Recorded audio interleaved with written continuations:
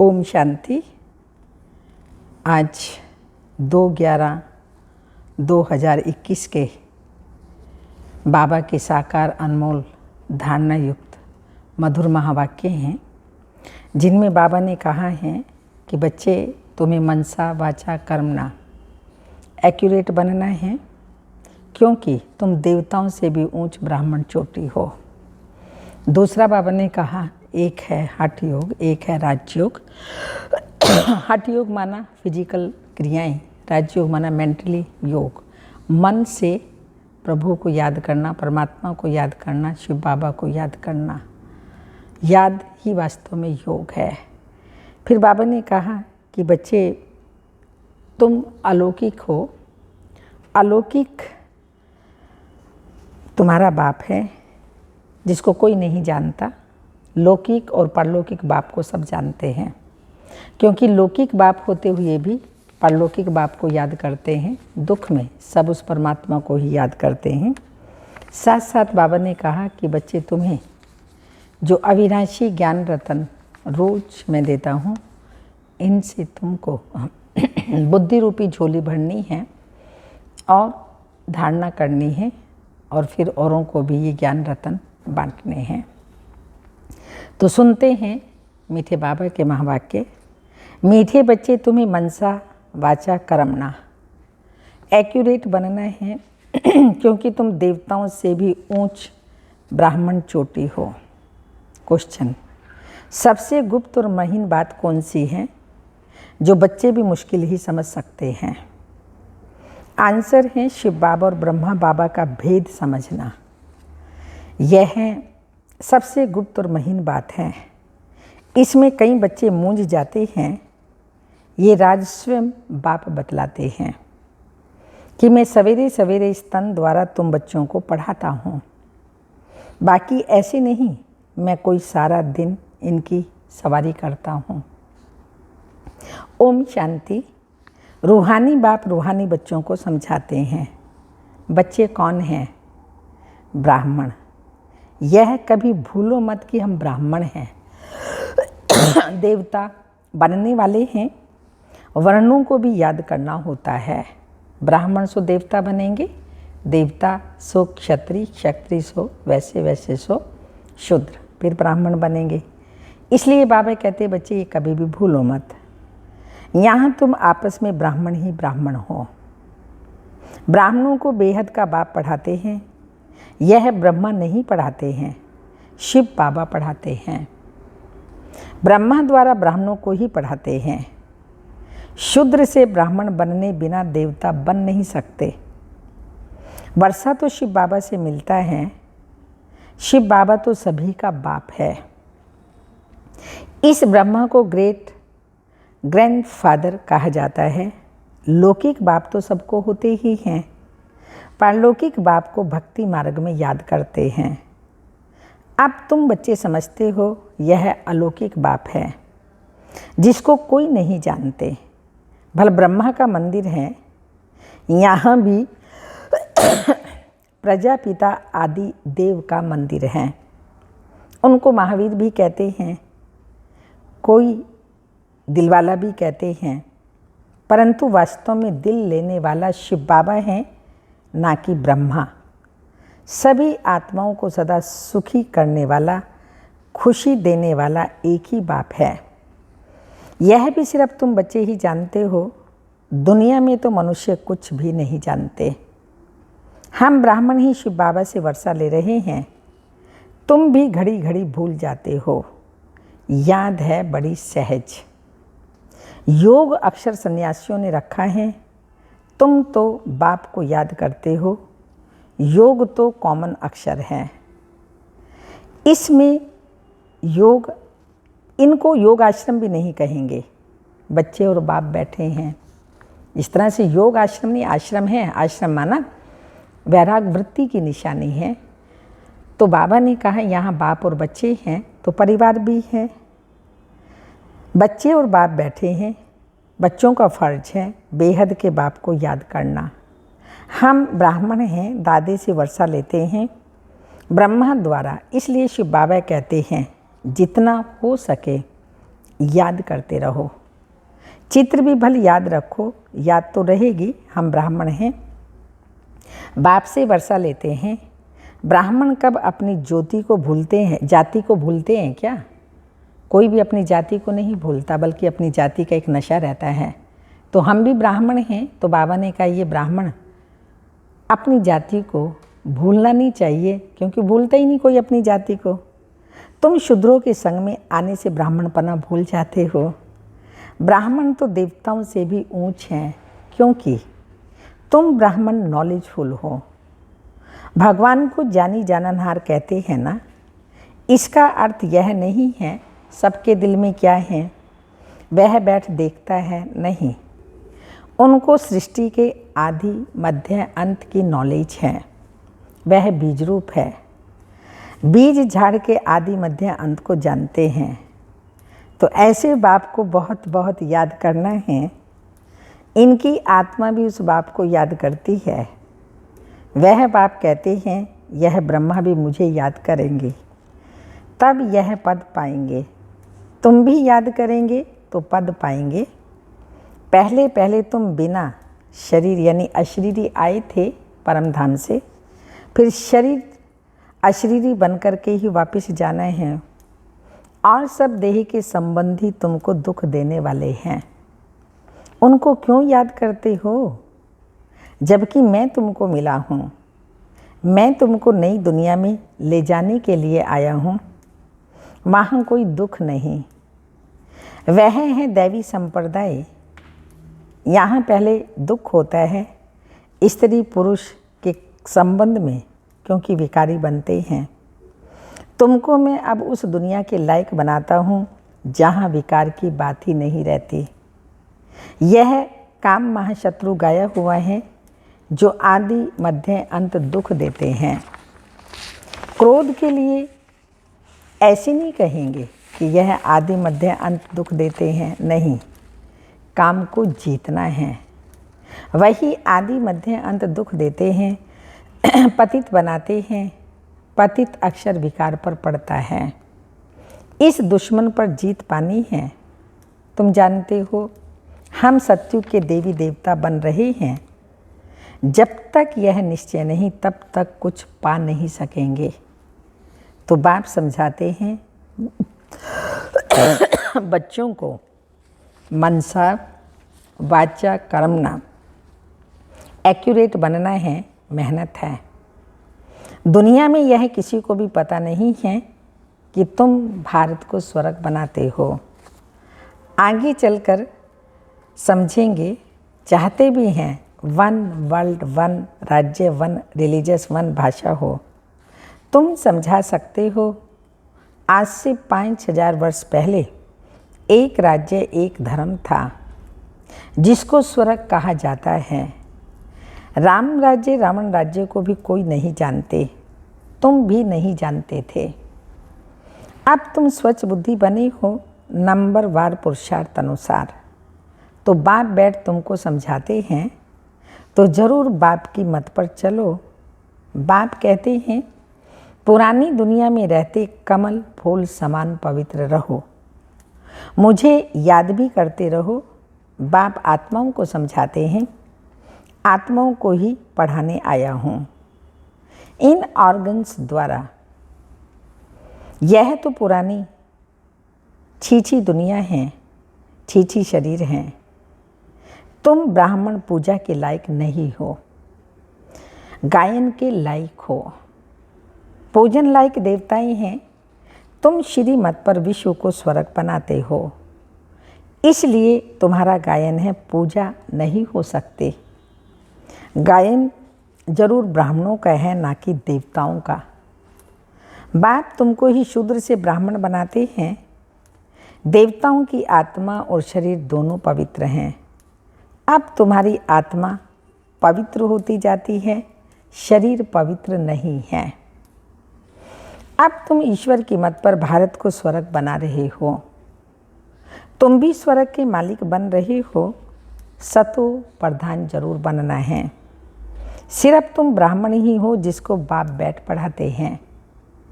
ब्राह्मणों का झाड़ वृद्धि को पाता रहेगा, ब्राह्मण जो पक्के बन जाएंगे वही जाकर देवता बनेंगे। ये नया झाड़ है। माया की तूफान भी लगते हैं, सतयुग में कोई तूफान नहीं लगेगा। यहाँ माया बाबा की याद में रहने नहीं देती। हम जानते हैं बाबा की याद से ही तमो प्रधान से सतो प्रधान बने हैं। सारा मदार है याद पर, इसलिए जितना याद करेंगे विकर्म विनाश होंगे और सतो प्रधान विश्व का मालिक बनते जाएंगे। भारत का प्राचीन योग मशहूर है ना, विलायत वाले चाहते हैं प्राचीन योग आकर कोई सिखावे। अब योग दो प्रकार का है, एक है हठ योग, दूसरे हैं राजयोगी।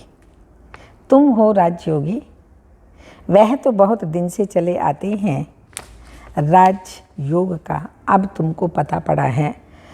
सन्यासी क्या जाने राजयोग से, बाप ने आकर बताया है। राजयोग में ही मैं ही आकर के सिखाता हूँ, कृष्ण तो सिखला न सके।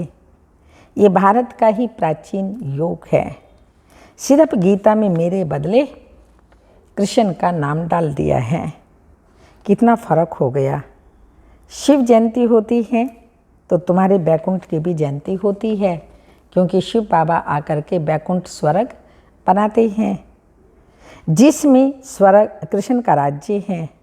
तुम जानते हो शिव बाबा की जयंती है तो गीता की भी जयंती, क्योंकि बाबा आकर के गीता का ज्ञान देते हैं, जिससे श्री कृष्ण बैकुंठ नाथ बनते हैं। तो गीता का ज्ञान भी आ गया और कृष्ण जयंती माना कृष्ण जैसा बनाते हैं तो वो ज्ञान भी आ गया। तुम पवित्र बन जाएंगे। कल्प पहले माफिक स्थापना हो रही है तो शिव बाबा की जयंती सो स्वर्ग जयंती, बाबा ही आकर स्वर्ग की जयंती स्थापन करते हैं। अब बाप कहते हैं मुझे याद करो। याद ना करने से माया कुछ ना कुछ विकर्म करा देती है। याद नहीं किया और लगी चमाट, माया थप्पड़ मार देती है। याद में रहने से चमाट नहीं खाएंगे, तो यह बॉक्सिंग है ना। तुम जानते हो हमारा दुश्मन कोई मनुष्य नहीं है, रावण दुश्मन है। शादी करने के बाद कुमार कुमारी भी पतित बनने से एक दो के दुश्मन बन जाते हैं। शादी में लाखों रुपया खर्च करते हैं। बाप कहते हैं शादी तो बर्बादी है। अब परलौकिक बाप ने ऑर्डिनेंस निकाला है कि बच्चे ये काम महाशत्रु है, इस पर जीत पहनो और पवित्रता की प्रतिज्ञा करो।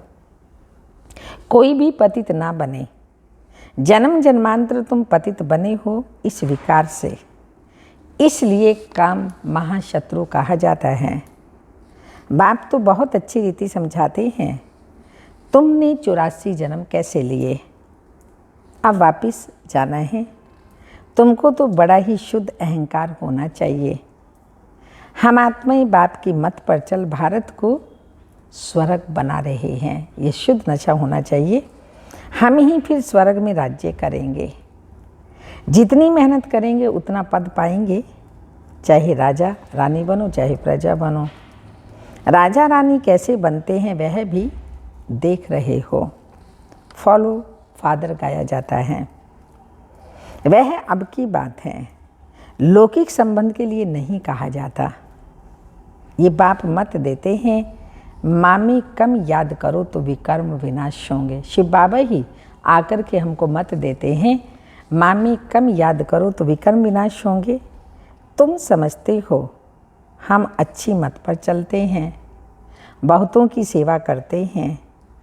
बच्चे बाप के पास आते हैं तो शिव बाबा भी रिफ्रेश करते हैं, तो यह भी रिफ्रेश करते हैं। ब्रह्मा बाबा और शिव बाबा दोनों हमको रिफ्रेश करते हैं। यह भी तो सीखते हैं ना।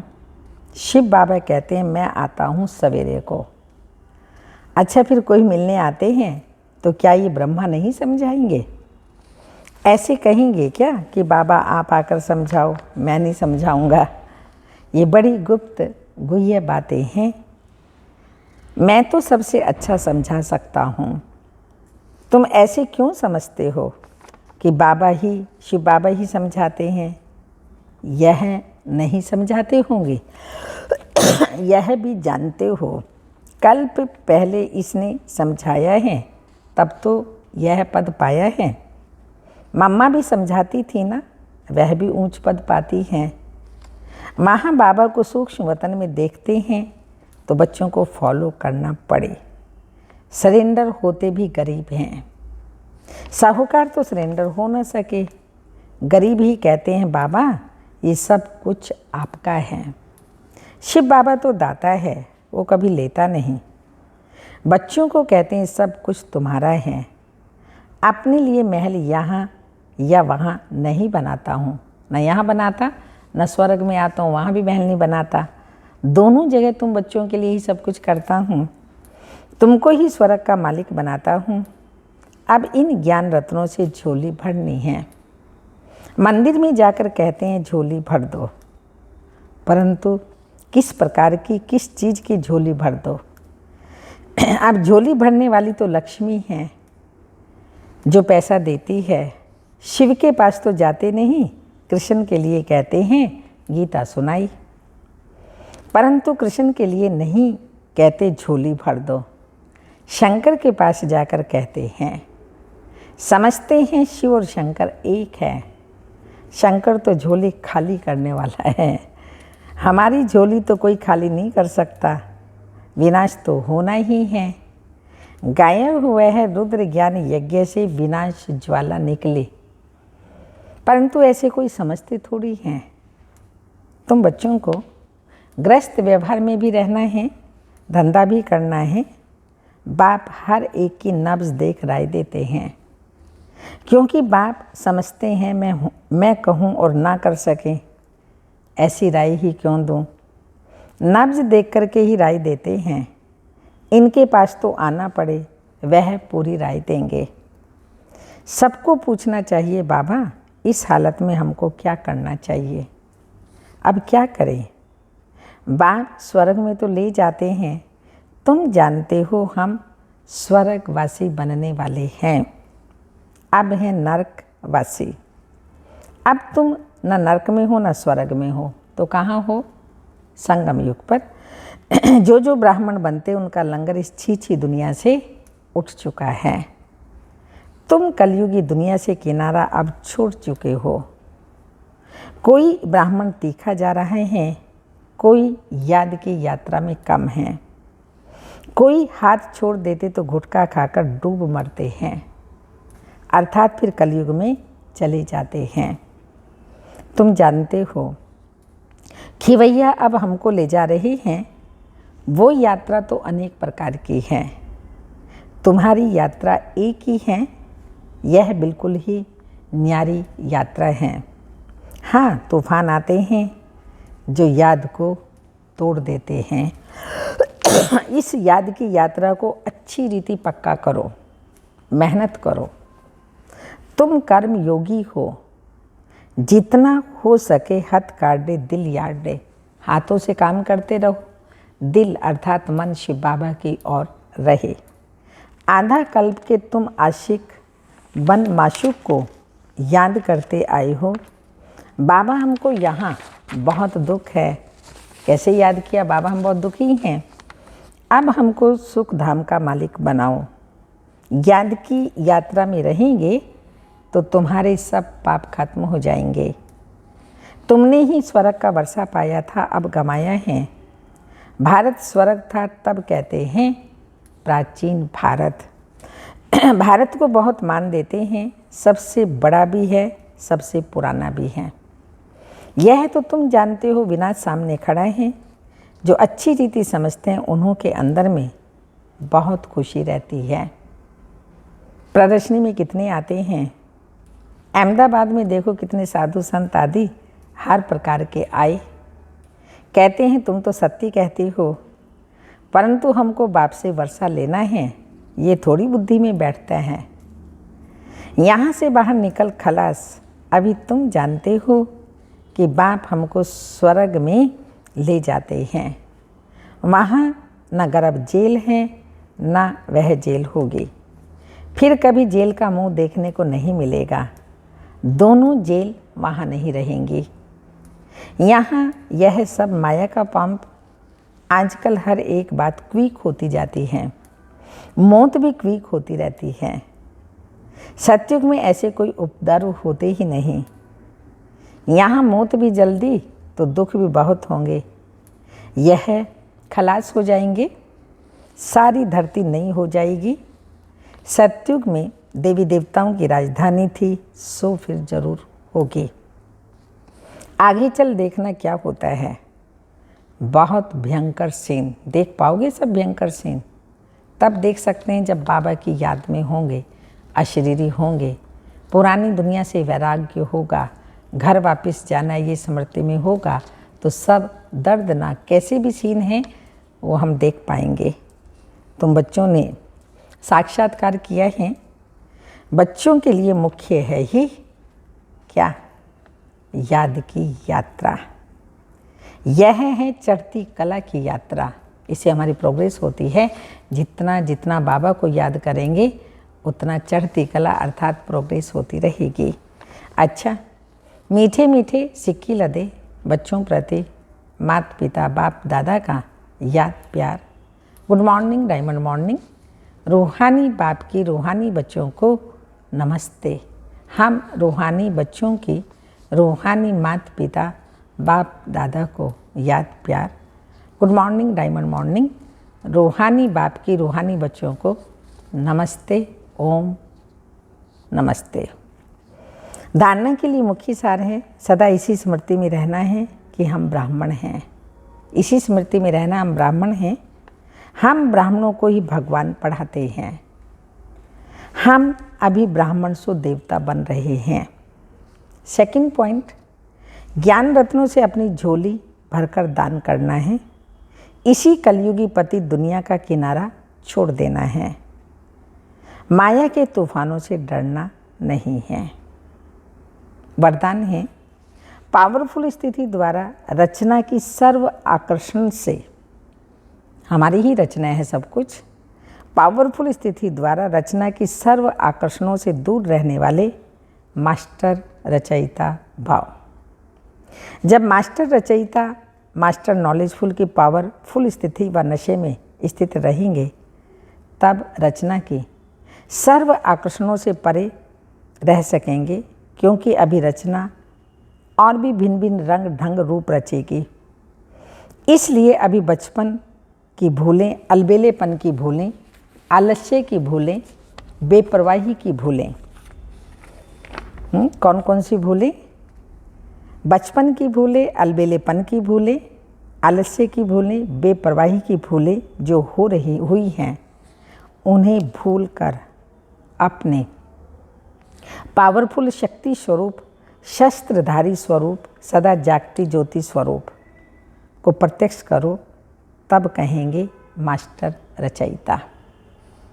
स्लोगन है, मन की स्थिति में ऐसा हार्ड बनो, मन की स्थिति में ऐसा हार्ड बनो जो कोई भी परिस्थिति उसे पिघला ना दे।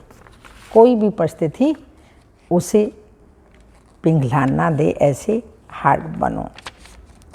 आज की तपस्या की पॉइंट है, अपनी उड़ती कला द्वारा। आज बाबा ने कहा उड़ती कला आपकी प्रोग्रेस है, चढ़ती कला प्रोग्रेस है। तो यहाँ भी बाबा बता रहे हैं तपस्या की पॉइंट में, उड़ती कला द्वारा फरिश्ता बन चारों ओर चक्कर लगाओ। और जिसको शांति चाहिए, खुशी चाहिए, संतुष्टता चाहिए, फरिश्ते रूप में उन्हें अनुभूति कराओ। जिसको शांति चाहिए, खुशी चाहिए, संतुष्टता चाहिए, वो फरिश्ते स्वरूप में उन्हें अनुभूति कराओ। वह अनुभव करें कि इन फरिश्तों द्वारा शांति, शक्ति, खुशी मिल रही है। शांति, शक्ति और खुशी मिल रही है। ओम शांति।